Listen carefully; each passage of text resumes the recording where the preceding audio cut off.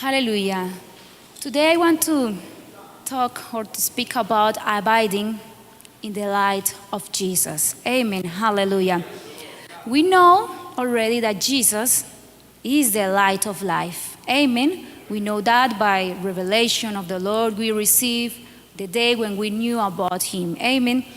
Also we knew about that Jesus is not only the light for our lives, but also the light of this world. Amen. Hallelujah. Because once we were in darkness, and darkness represents death, spiritual death, and Jesus revealed himself to us. Amen. And he enlightened our lives. Amen. Hallelujah. Giving us life in him. Amen. Hallelujah. And because he is light, we can ask, or any friend who is now following us through internet can ask, why I need the light of Jesus if I am okay. I don't see darkness around me. But when we are sinners, I repeat again, we are in darkness. Amen. Because sin is against the Lord. And if we are against the Lord, we are in darkness. Amen. Hallelujah. So that's why people, nations, everybody, we need the light of Jesus. Amen. Hallelujah. Now, why we as a Christians, because we can say, well, I got the light of Jesus in my life already. I knew about him, and I know he is the light, and he's the light of my life. But why do Christian people need abide in his light? Amen. Hallelujah. First of all, because we as Christian people, we must to show others the light of Jesus through our lives. Amen. If we read the verse 8 in the same chapter, it says, "For ye were sometimes darkness, but now are ye light in the Lord." Amen. Walk as children of light. So we need to show others as well the light of Jesus we got in him. Amen. Hallelujah. But other thing I want to explain to you why we need to continue abiding in his light. First of all, is because that's true, we were saved in Jesus, that we, as Pastor Samuel was teaching in some services last Sunday, I think so, that if we were in sin, if somebody was fornicator, but now in Jesus we are not anymore. But why we need to continue abiding in his light? Because once we are in this flesh, still we have that struggle daily. Because as Apostle Paul said, that he wanted to do something, but he at the end used to finish doing another thing. So it was a struggle in him, because he wanted to obey the Lord, to please the Lord, but he found that in his flesh, in his own nature, by nature, sometimes we used to fall and to sin against the Lord. So that's why the Lord said to us, we must continue abiding in his light, because if we don't abide in his light, we are out of him. Amen. Hallelujah. You may praise the Lord. Hallelujah. Glory to Jesus. Glory to the Lamb of God. Hallelujah. We must walk as children of light, as I said to you in verse 8. Hallelujah. Now, to walk in the light of Jesus, we cannot walk after the flesh, but after the Spirit. Amen. Hallelujah. Sometimes we start walking after our own desires, and when we start walking after our own desires, we start getting out of the light of God, of the light of Jesus. Hallelujah. Even sometimes Christian people think that because we are attending a church, we are in the light of Christ. But there are too much people around the world that are in church but out of Christ. Hallelujah. And that's true, and we cannot deny that. And that's what I wanted to, the Lord touched me to speak to you about that. That not only because we attend a church, we can say, oh, I am saved, all saved, I don't need to consecrate my life, I don't need anything else. but we can be out of the light of God, out of the light of Jesus, even being in church. Amen. Hallelujah. Glory to Jesus. But there are some others that probably are not out completely of church. I mean, out of the Lord, being in church and out of Jesus. But some are like in the middle, like in church and in darkness, in that middle. That's why here we read that the Lord said, "Awake, thou that sleepest." Amen. So when it says the word of God that awake is somebody that, of course, we know somebody is sleeping. Amen. And even in church are some who are sleeping in the spiritual life. Amen. Hallelujah.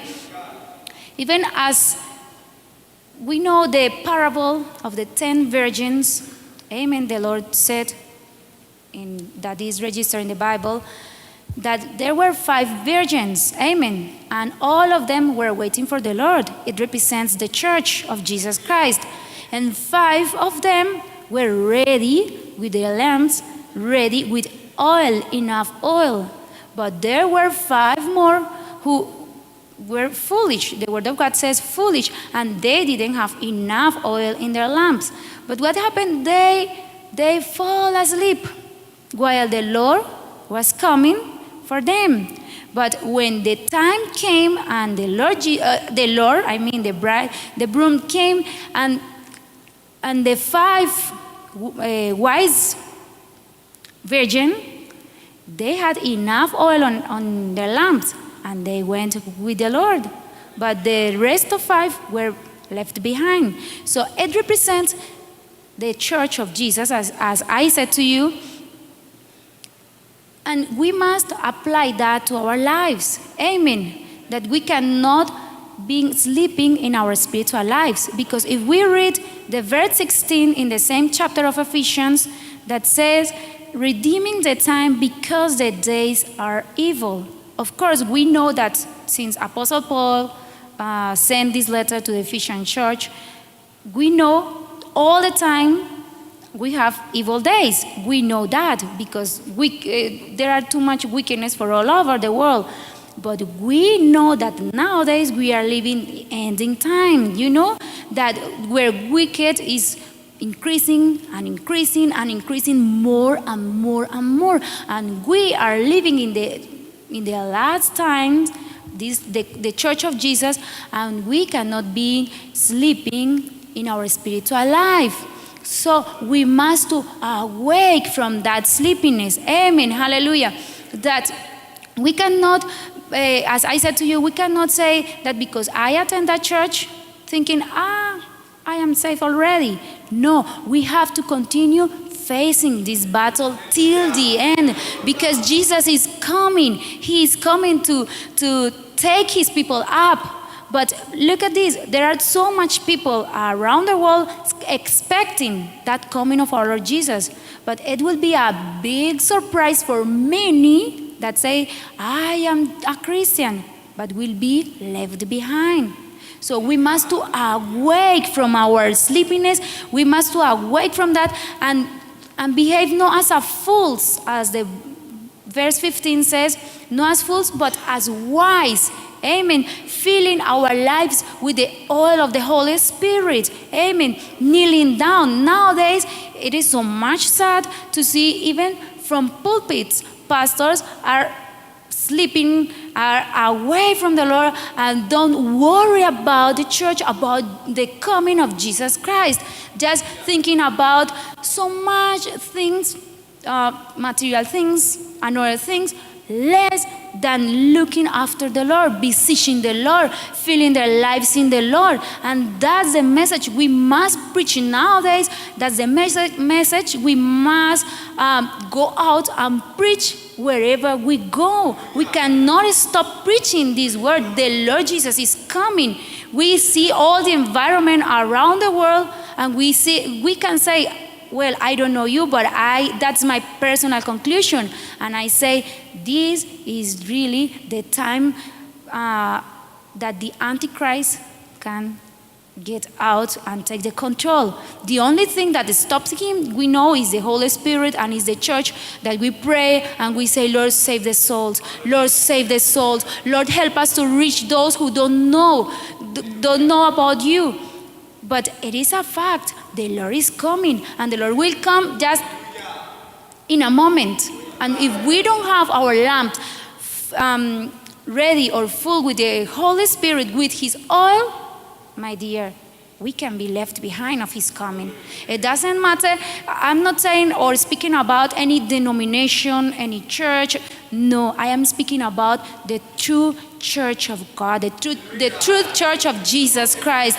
So let us, if you feel in the morning that you are like, oh, too much lazy to pray, brother and sister, remember, Jesus is coming for his people. If you are not filling your lamp with his oil, you will be left behind. If I don't beseech my Lord, I will left behind. And look, the thing is not saying, I will be left behind, and that's okay. No, my dear. You know the great tribulation, the judgments of the Lord that are going to take place on this earth. We can see that things are taking place nowadays for all over the world, wars and famine and infirmities and too many things. And we say, we get too much panic. Oh my God, what is going on about too much things? But that's just beginning of pain. That is not the real judgments of the Lord that are going to take place on this earth. So let us get up. Let us shake ourselves. If we are sleeping in our spiritual life, go to your knees and say, Lord, help me. Shake me out. Do what you need to do with me. If you know I am sleeping, Lord, shake me out.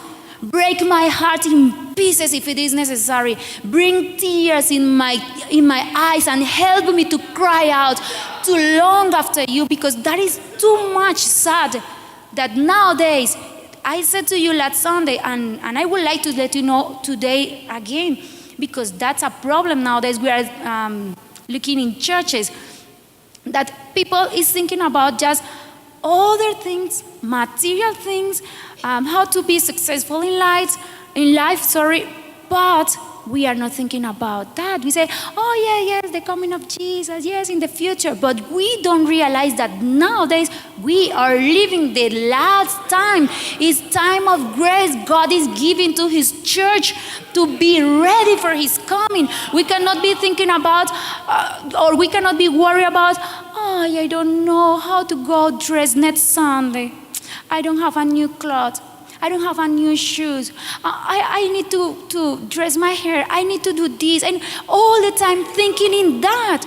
Let us stop with that, because that's just desire of our flesh. And all those things are against the Lord. With that, we cannot say, I am longing for the Lord, because really we are not longing for the Lord when we are longing just for fleshly things, you know?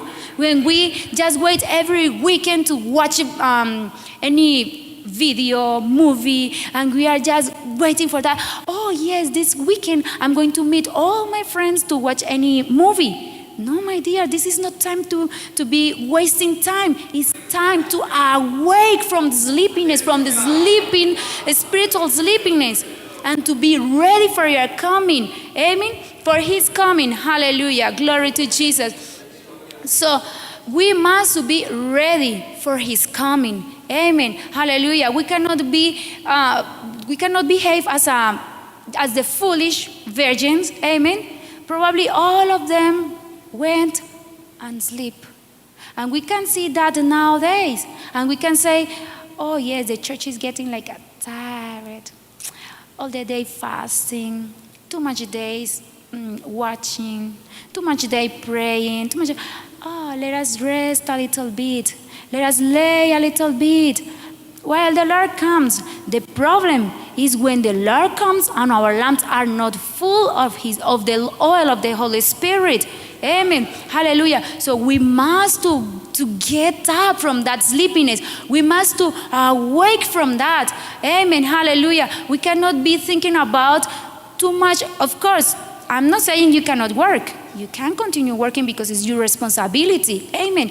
But every day, live your life as it were the last day of your life, as the Lord were coming for you. Amen. Hallelujah. Glory to Jesus. So hallelujah. Glory to the Lamb of God. Hallelujah. Because we have to be wise to abide in his light forever. Amen.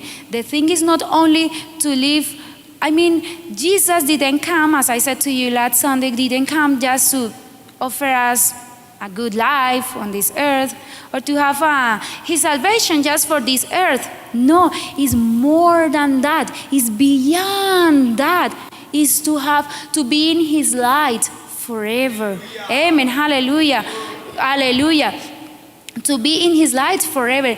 That is the purpose, my dear. That is the purpose of the gospel of Jesus Christ. We cannot go and get away from that, from the meaning of the true gospel of Jesus. Amen. Hallelujah. Just to live in him, to deny to ourselves, as I shared with you last Sunday, that we cannot abide in him and being in our flesh. Living after the desires of our flesh. Amen? Because it is impossible to serve the Lord and to live for the Lord living in the flesh. Amen? Hallelujah. But we have to live in the Spirit. Amen. Hallelujah. Hallelujah. Glory to Jesus. I wanted to share with you this morning because the time is running now. And I would like to finish now and to leave the part to Pastor Samuel. But take this to your heart. Keep it in your heart. Inside, deep inside in your heart. And when you go home, all this service, all your life, every day, think about this. Know what Sister Juliana said to you, because I don't have anything from me. But what the Lord is warning us about this through his coming.